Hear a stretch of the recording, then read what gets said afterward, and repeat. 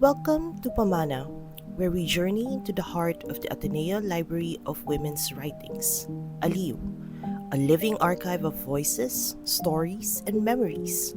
Here, heritage isn't simply preserved, it flourishes through the words of Filipino women whose lives and legacies shape our collective identity. In each episode, we explore the Pamana, or legacy embodied in ALiWW's collection. We uncover the histories, narratives, and works that generations of Filipino women have entrusted to the nation, and the ways we can honor, protect, and celebrate their pamana. In this month's episode, we look into the intricate weave of life, how some stories unfold through colors, textures, and the delicate interplay of tradition and innovation. Tonight, we look into the pamana of Lenore Lim. Lenore Lim is a visionary artist whose work bridges tradition and innovation, capturing the essence of womanhood through printmaking.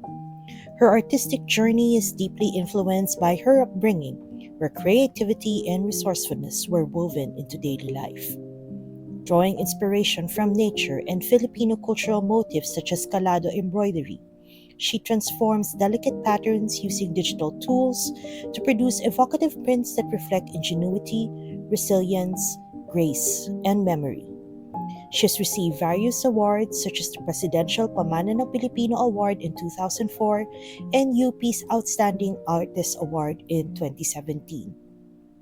Her works have been exhibited in the Philippine Center in New York, Ayala Museum, and currently Leaves, Lace, and Legacy at the National Museum, which runs until the end of February. Beyond her artistic achievements, Lenore is a dedicated educator and community leader, using her work to advocate for various social issues and causes. Her commitment to generosity extends beyond art, as she actively supports initiatives like School of Love and Hope. Through her intricate and thoughtful creations, Lenore invites viewers to see art not just as an aesthetic experience, but as a testament to the strength, interconnectedness, and enduring beauty of life's many threads. This year, ALiWW honors Lenore Lim through the Natividad Galang Fajardo Award, which proudly celebrates the life and artistry of women in the visual arts. For tonight's episode, we offer a peek into the natural tapestries, a womanhood through prints, an exploration of Lenore Lim's artistry shaped by family, generosity, culture, and advocacy.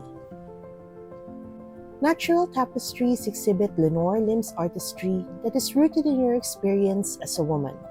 The story begins with her family, particularly her mother, who had taught her valuable lessons on resourcefulness. First of all, my mom. She also was, do you call it creative? I think she grew up without a mom and they had stepmothers who were really nice because the father, married several times when the wife dies early and then gets married, but they all are like one, and she was able to manage, and she was a lawyer, but at the same time also I growing up I knew we only had so much, and that's why when people say, oh, you're I said, no, you know why I know? I had only an allowance. I said, almost every day, I'm lining up in that small window where we buy paper. My classmates had a ream of paper. You'll get parang I was leaves lang. buying 5 cents paper. And I was cutting it into half lengthwise, half fourthwise. And I made a folder so when the teacher gives a quiz, 1/4 sheet of paper, I'm ready. Anyway, but I knew I didn't have that much paper. And my eraser. My friend had a very nice pencil with an eraser. Those were signs, no? But who would know? Nobody knew that we only had this allowance. Yeah, I knew it. So, and my mom was creative like she's from Taal, Batangas.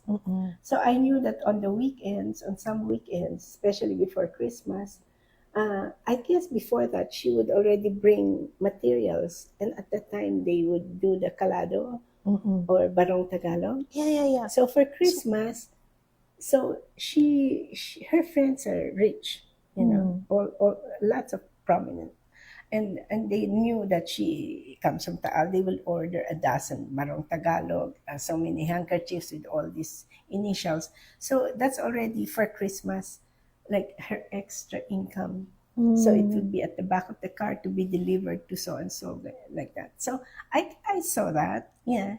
So in my case, when I was even working at the international school Manila, I was saving most of my money. I was spending only my extra art lesson income on the weekends, things like that. I mm-mm. knew how to save because I could tell there's always an emergency, things like that. So it also helped me. Mhm. The calado is such an intricate and beautiful form of embroidery. It symbolizes patience, detail, and the interwoven nature of life. In Lenore's prints, she incorporates these elements as a way to honor tradition while bridging it with modern techniques. It is a way to reflect on fragility and endurance, qualities that can be seen in both nature and womanhood. It was her mother who would introduce her to Calado, and it is these vivid ties to Daal that would inspire Lenore to commemorate her mother by using the various Calado she had given to Lenore over time. Her aunt, who was responsible for building School of Love and Hope, would also inspire generosity of heart. Artistic inspiration was already close to home, but she would develop this through her own educational pursuits in Manila and abroad. When she was in high school at the College of the Holy Spirit, Sister Araceli encouraged her artistic endeavors. This will lead Lenore to pursue a degree in fine arts at UP Diliman, which would then open opportunities for her to teach art, first in the Philippines at the International School of Manila, and then abroad in the US and then in Canada. Her career as an art educator would take a different direction when her family migrated to New York, where she taught early childhood at the United Nations International School. Divorced from art, Lenore sought to continue her art education in New York. I entered the United Nations International School not as an art teacher. There was no opening, but I waited for it for a a long time. When my friend got to the UN International School, I kept on asking her if there's an opening. There was always no opening. Finally, after, should I say, more than 15 years, there was an opening for an art teacher. No, early childhood teacher, Yeah, yeah, not yeah. an art teacher. So she said, but don't you have a certificate for early childhood? I said, yes, because I couldn't. Okay, here's first. In Vancouver, in Canada, they don't recognize my degree Yeah. from UP. So if I take my master's in fine arts, I have to give up my job. But I couldn't. So I asked the mentor or the advisor what I could do, if I could do it in the evenings, and he said no. Oh, okay. So I have to go back to the school. I couldn't do that. So this was in Canada, but I wanted to do or study something, and this the government, if you change career, they will pay for the tuition and continue your unemployment, because I was on maternity leave. So I continued by taking early childhood education, which was a 2 year Mm, certificate course. yeah. So I had the early childhood education. So you just kind of you your what you did was you basically took a lot of these courses, like this certification Because it that got you a was, job, yeah, it and then to a certain extent you were also taking a number of short courses when you were already in New York yeah. to be able to use No, the no, okay. In Vancouver, I took early childhood mm, because it was needed government for will pay for it, and yeah I wanted to know what to do with my children. Also, it will help mm, me. yeah Okay, so but when we moved to New York, I continued. The school pays if you study. They mm, pay for the tuition. although not really related to me because I was early childhood, but because it's early childhood, I said they do a lot of art, and children don't read yet, so it's all Mm-mm.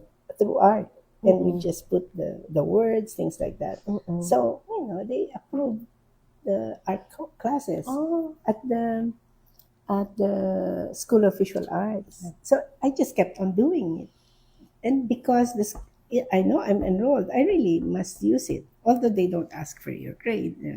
So Mm-mm. anyway, until I had to move to Robert Blackburn's studio because the new students in the evening classes, continuing education, they don't know how to handle the paper.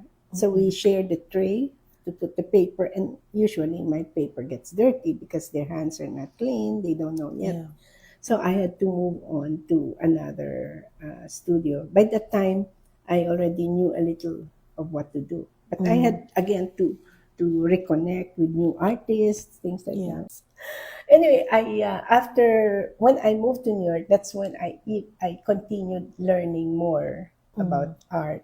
Mm. And one thing nice is, even if I'm not with other artists, because usually artists stay in the studio long and they talk to each other, share ideas. My colleagues were art lovers. A number of them Mm. really understand art. So while I was teaching, they would say, Lenore, did you get to see? And then This they'd say the exhibit and gallery that and this exhibit. exhibit, and then they'll mention the name of the artist. I didn't know. Then I look it up. So I also learned from my colleagues. And okay, another thing that really pushed me to really do more is then the opening for an art a teacher position came up after 2 years, but I was not 3 years to be fully best. I mean, Yeah. in school, I was only on my second year. The art teacher opening came up, and God bless her, but I was so disappointed with her. Uh, she didn't get me. She Mm. didn't allow me to transfer to the art department. She got somebody new from outside to take the job. And so I asked the art director or the head. He was new also, so he wasn't really forceful, but he said he liked to get me. But so our principal was there for all the time. Mm. He was intimidated, and he said, so because I was so disappointed that I didn't get the art job, but I said, so I told myself, okay, I'll show you, and you will regret what it got me to be an art teacher. This is just me. In my head, I'll say, I'll do something that you will just be surprised. Faced with professional challenges, Lenore used this as an opportunity to nurture her relationship with her children. Because of that, yeah, I always pray. And I said, since I really have to keep my job, I did timeline. Where do I see myself? Let's say when I'm this old Mm. age, no. We moved when I was 44. Mm-mm. So by the time I started 45, 46. So where do I see myself? 50, 55, 60, something like that. I had it in my yellow pad. Yeah. So, but I said I can't really give up the job because the children are free tuition until Yeah. grade 12. Mm.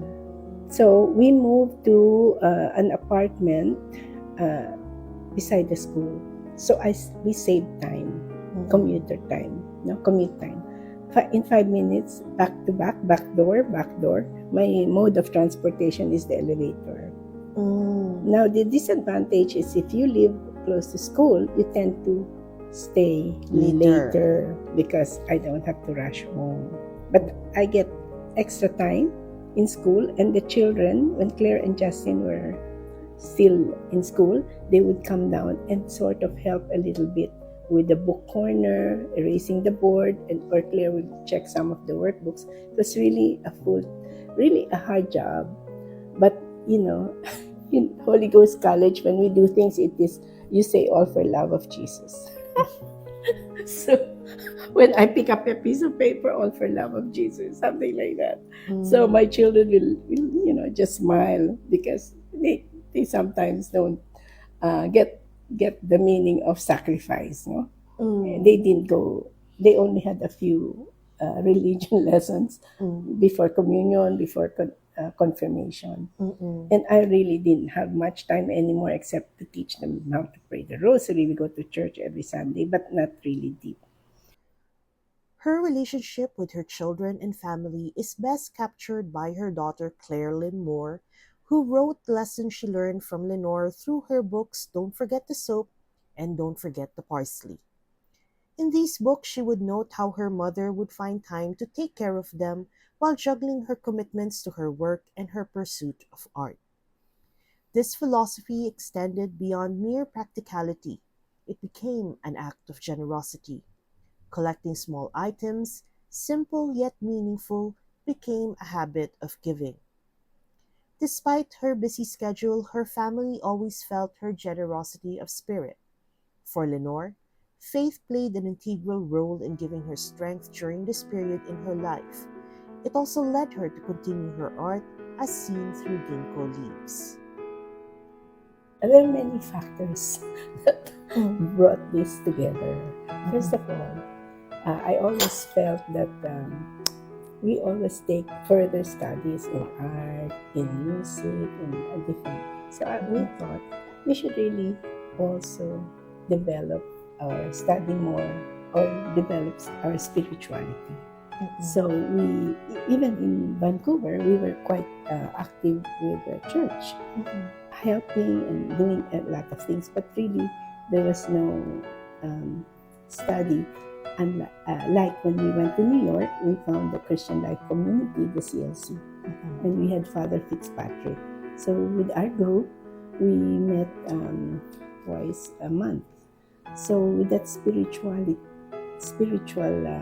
growth, um, I found that my art also became more meaningful and there was purpose. So, aside from really from my mom, she was always like this.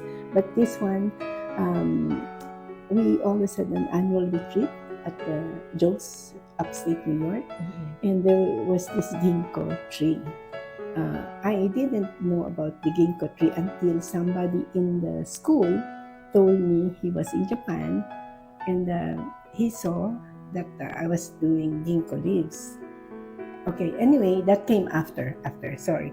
Anyway, that motivated me to do more ginkgo. So every Mm-mm. retreat, my um, CLC friends also would pick up leaves and then give it to me. So I'd press it. And then I would go back to ginkgo let's say every year or something. So until it became more like a major factor. Well, um, it started with just a small print of a black and white print. Mm-mm. And we in at Unis we have this Paul Sharp was our fundraiser. The school he wasn't teaching but was in the alumni group. And when he saw that small ginkgo uh, print, he liked it. He and at the time I was not really doing much. So I said, I'll give you, I'll print one for you. So I gave it to him. Not too long after that, this is the story of the ginkgo. After that, he left Eunice and he joined the Whitney Museum as a grant writer. So at that point, let's say the following year, I kept on doing work, but because I have no time to be with other artists, I still needed to know, am I going in the right direction? Is this okay? So I emailed Paul and asked him, but I couldn't ask him because he was a friend. He's a friend, and I know he will not charge me, and that's so hard. So I said, do you have somebody there that could take a look at my work, something like that? So he sent to me Clint White. Mm-mm. Clint White was also a grant writer. Okay, so then I said, okay, he charges per hour. So I said, okay, I'm fine with that. So whenever I have enough works, I would call Clint White for an appointment so that he can look at my work and critique or say something. And also, I was not used to writing artist statement. So Mm-mm. I would give him the points and things like that. So he will he will take note of it, and then I will write down my statement, and then he would. There was no AI at the Yeah. time, so he would say, "Oh, it's better to say it this way," something like that. So Mm-mm. then I said to him, "Why don't you do the artist statement for my next show?" That's how it started. Mm. Okay, so it was very reasonable. But later, and you know how I fix things, no? So that I don't have to pay him too much. So when he comes, everything is in order. So we Mm. just maybe do an hour or two. Eventually, he became my friend. And he was even buying artwork from me. So so he was using it as a wedding gift or gift Yeah. for his friend. So in effect, it was almost like even. Huh? Okay. And along the way, I would also ask him when I'm doing a book, can you do a portion for Mang Maning's book? Can you do this? So he became really a constant part of my art journey. Okay, Mm-mm. I'm deviating from that. After Clint White, he said, this is years later. We lost touch again. Then later, he contacted me and said, Lenore, would you be interested in having an art exhibit? By this time, maybe you have enough. So I said, who? Why? There's this Talibek. I know he's opening or he has a gallery in Lower East Side, Manhattan. Mm. So he invited me for lunch to meet Talibek, and that's how I had a Talibek show, Mm. and that's like a good gallery. At that time, it was Lower East Side was just developing, because after in New York, the artist would go to a place where the rent or the cost is low, and so then other shops will go. Then it becomes higher rent. Then they move to Chelsea. Chelsea area became higher rent, so they moved to Lower East Side. And now there's really no more space that is cheap. They go now to Brooklyn or Harlem. But so Talibek gave me an art exhibit, yeah, and it was also good. And he specialized in Asian studies. Mm. So he entitled the show Calado, because I also had my mother's embroidered things, something like that. Anyway, as I was saying, um, along the way, God gives me people to meet who will help me without really me trying so hard, because I really have no time to network. Because of that, uh, I tried to finish more work, and then I signed up for an art exhibit at the Philippine Center. And one day I just put a postcard in each of their desk. They were all surprised. They didn't know I was.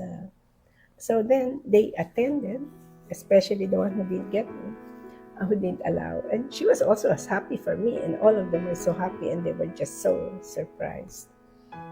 So that would be the second. No? The first one I couldn't get.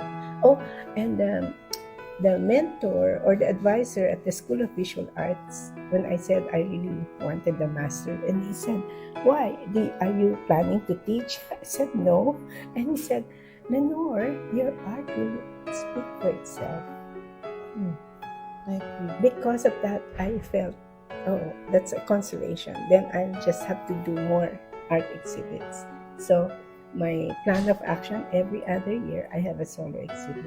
Of Mm. course, I couldn't sell my art because I had no time, and I will not have enough for a show. Mm. So that's why all of the earlier works are in the flat file. These connections would continue to bring her blessings even during a physically difficult period in her life. Here, Lenore shares her story about the challenges she faced when she was abroad.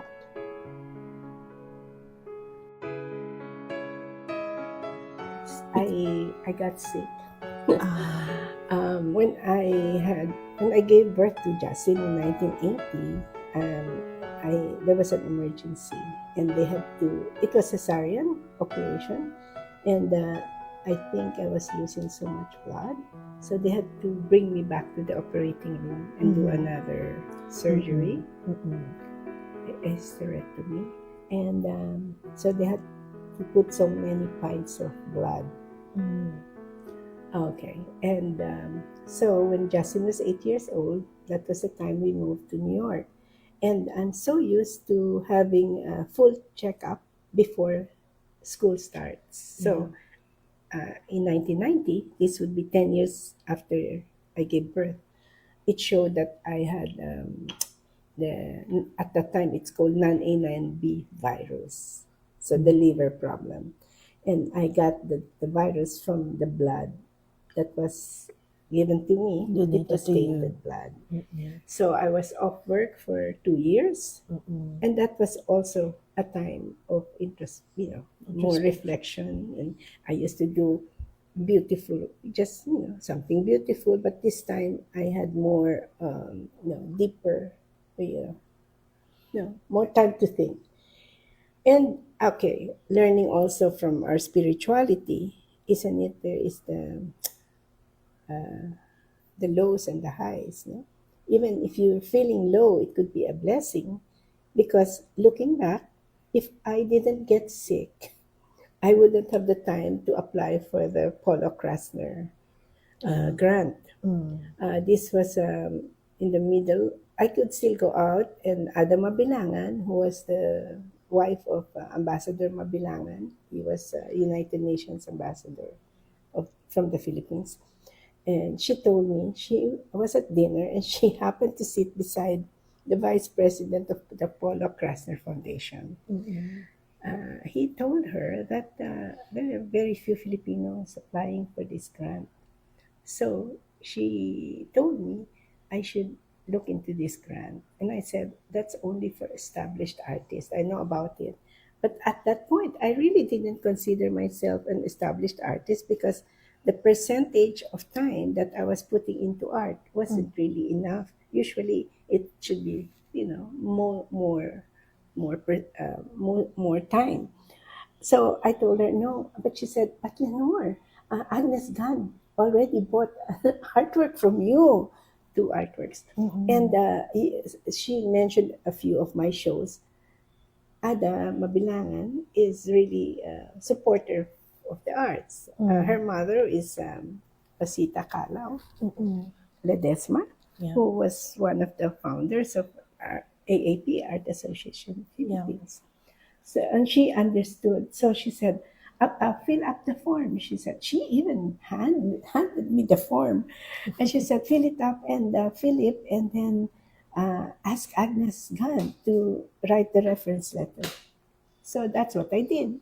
But of course, before I submitted, I sent it to Clint White to see, if I fill it, because there are some things there that needed, more thought. And he said, it's fine. He said, and I said, how much would I aim for? He said, aim for the Highest. highest, exactly.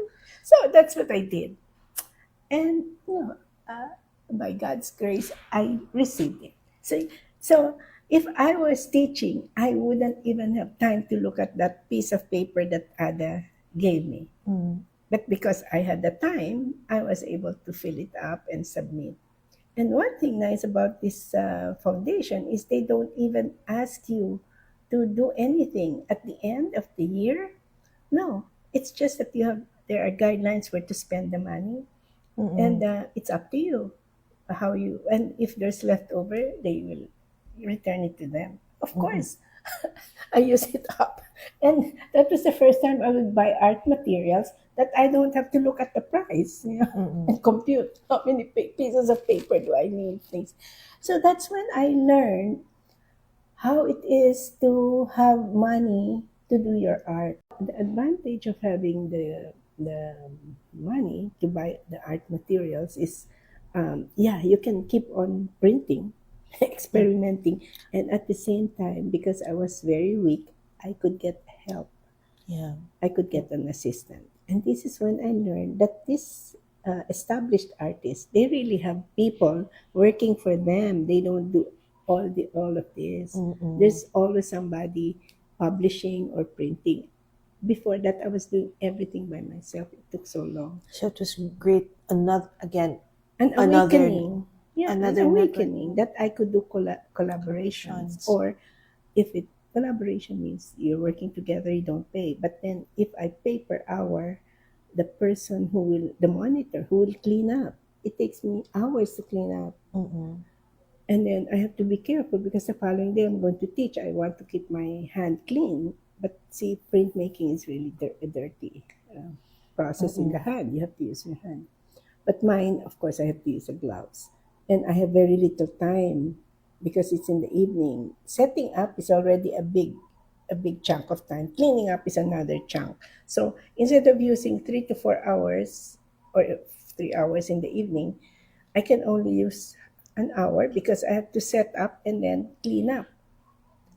And I also am one of the few that does not really have an art studio Mm. because I was a full time artist, and so I am using the Robert Blackburn printmaking workshop. Before that, the School Mm. of Visual Arts, I would just enroll, even if I finish the course, just to have access to the place. But if I don't go early enough, there's hardly any space for me to work.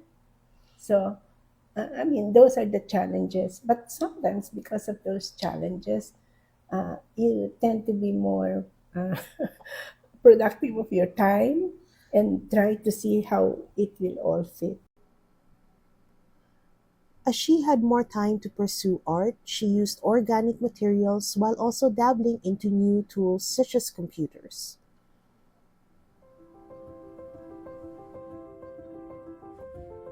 One of the first that was using computer. And of course, I'll get comments, computer art lang yan, things like that. So you then feel, oh my gosh, parang they feel it's not, because at that time, they still want to see the still life in oil paintings and that. But Mm-mm. because, I had no choice, I just continued on. Little did I know that later on, it will be the in thing, computer, digital art. And Mm-mm. when you go to different, to the biennial exhibits or to Whitney Museum, there's hardly any oil painting on the wall. They're all installation and Yeah, digital art. yeah. So I said, well, I'm fine. So this also brought me, that's why Ricky Francisco, he told Sibal, the one who does the art history, is putting out art books, that Mm-mm. there has to be a section for Lenore because Mm. she is the one who was the first in who presented at the Ayala Museum an exhibit on computer. At that time, they called the computer generated photo Prints. etching, computer generated serigraphy. But now, because of AI, you call it computer aided because I didn't generate the Mm-mm. design. I had my photographs from Yeah. here. I scanned it and And then then I deleted manipulated. it. Yeah. Yeah. But okay, after I got the Because the design, pixelations are also quite yeah, interesting. yeah. But after I got the design, I would go to the photography portion of the school, have it printed, either negative or positive in different, that the way we learned it, and then do a silk screen or Mm-mm. an etching or a litho. So, and Mm. this is when the old and the new was combined. So I would be the first one to do that, Mm. one of the first. I'm sure there was somebody doing it in another part of the world or in New York, but to bring it to the Philippines, I can say. Despite living far from home, issues and concerns from the Philippines always called her back. Art too became an avenue for remembrance and reflection. She shares how the issues of comfort women inspired her to pursue new mediums for her art. I don't know. Mm. You're too young to know of her, but she was really a beauty queen. She Mm-mm. won the Queen of Asia Pacific or something like that. And Mm-mm. later during the martial law, she went, with the, what do you call them, the ones, the activists that went to the mountains. Yeah. So she would attend the conferences at the United Nations. Ah. So she would be representing either Gabriela or Comfort Women, but at that time Comfort Women, and she stayed with us. And so she had the magazines and the materials I was reading through it. I got interested, Mm. and that was the time she said, "Do you know that there's this big exhibit of women, all over the world, and there's no representative from the Philippines?"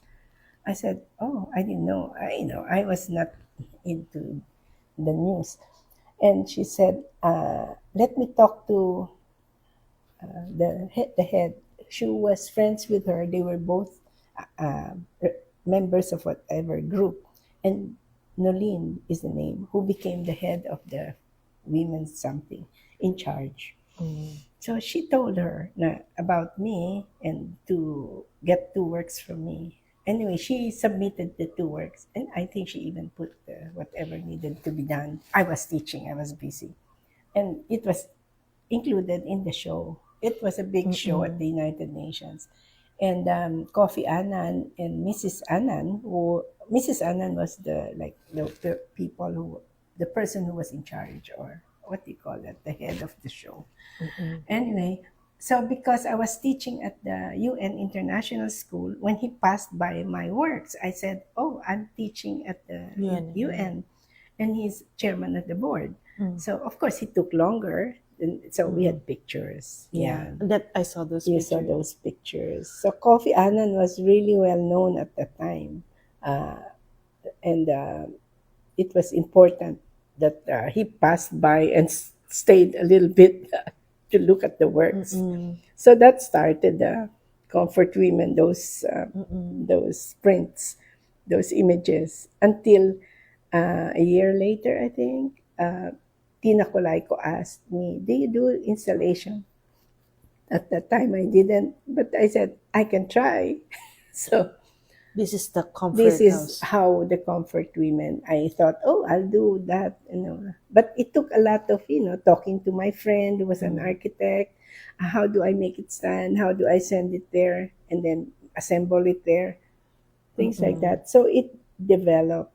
Yeah. Mm-mm. It cost me money because Mm. I had to ship it myself. And I had to get also a lot people from Brooklyn to do the metal work. Mm-mm. Yeah, but so in short, I also invested a little bit, and I told myself, how come when Claire and Justin need a new violin, we don't even think twice and we buy the violin? I said, I have to ask the question, do I need it? Do I really, really need it? Beyond her artistry, Leonore's work carries a sense of social responsibility.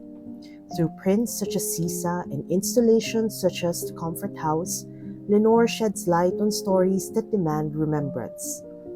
Each thread of Lenore Lim's life, woven through resourcefulness, generosity, tradition, and advocacy, forms a tapestry of resilience and grace. In ALiW's 16th Natividad Galang Fajardo exhibit titled Natural Tapestries, we hope visitors could see how life's experiences, whether joyful or challenging, are woven together like a tapestry. Womanhood, like nature, is enduring, delicate, and strong all at once. Through Lenore Lim's life and works, we want to celebrate the grace, resilience, and interconnectedness of our stories. At the Ateneo Library of Women's Writings, we honor artists like Lenore, women whose voices, stories, and artistry contribute to the rich tapestry of Philippine culture. We invite you to continue exploring these narratives, celebrating the strength, resilience, and grace of women through art and literature. Natural Tapestries, A Womanhood Through Prints is currently on view at the ALiWW Reading Room at Ateneo de Manila University. Visit the exhibit this month of February explore the stories, and witness the strength of womanhood. We hope you had a wonderful time this evening, and we hope to see you also at ALiW.